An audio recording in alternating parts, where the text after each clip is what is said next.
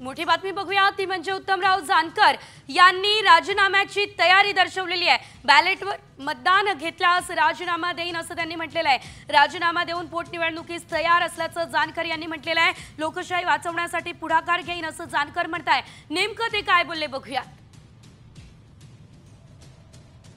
उत्तमराव जानकर यांनी आता राजीनाम्याची तयारी दर्शवलेली आहे आणि बॅलेट पेपरवरती मतदान घ्यावं अशी मागणी होत असतानाच आता जानकरांची भूमिका अतिशय महत्त्वाची आहे। लोकशाही वाचवण्यासाठी पुढाकार घेणार असल्याचं सुद्धा जानकर